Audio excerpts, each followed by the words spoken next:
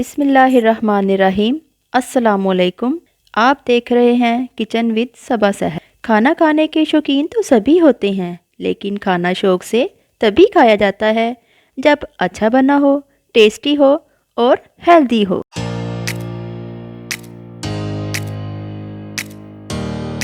मीठी ईद के साथ साथ मीठे पकवानों के साथ साथ आज हम बनाते हैं खट्टा मीठा राजमा सैलड। वो आज हम खाने लगे हैं राजमा सैलड। सबसे पहले आपने राजमा लेना है 1 कप, जिसको आपने ओवरनाइट के लिए भिगो देना है। फिर आपने इसमें हस्बे ज़रूरत नमक डालकर इसको बॉयल कर लेना है। बॉयल इतना करना है आपने इसको कि ये आसानी से आप फिंगर पे रखें तो प्रेस हो जाए।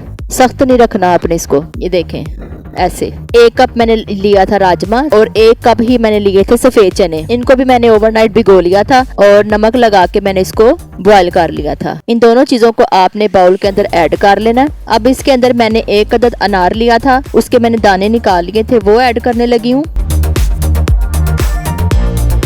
1 अदद मैंने मीडियम साइज की प्याज ली थी, उसको भी मैंने बारीक चॉप कर लिया था, वो भी इसमें ऐड कर दें। 1 अदद शिमला मिर्च ली थी मैंने दरमियाने साइज की, उसको भी मैंने बारीक चॉप कर लिया था, वो भी इसमें ऐड करें। केले लिए हैं मैंने 6 अदद। इनको आपने ज़्यादा बारीक नहीं काटना, ऐसे आपने इसको थोड़ा मोटा मोटा इसको काट लेना है, वो भी इसमें ऐड कर दें।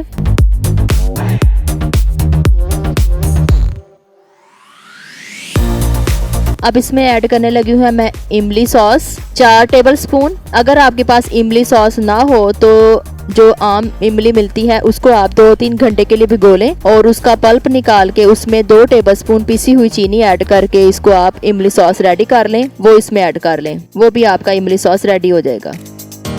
अब इसमें मैं ऐड करने लगी हूँ सोगी 2 टेबलस्पून, नमक 1 टीस्पून इसमें ऐड करेंगे, चाट मसाला 1 टीस्पून इसमें ऐड करेंगे।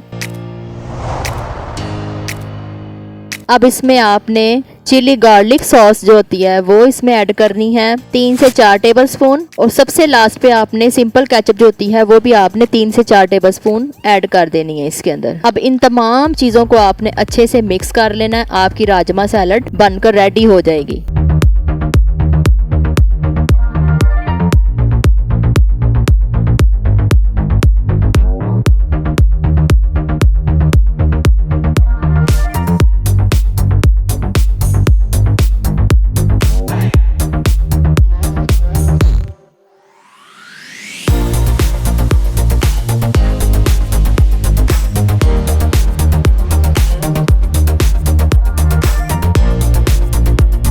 अब आप इसको फ्रिज में रख के ठंडा कर लें और दावत में इसको आप पेश करें।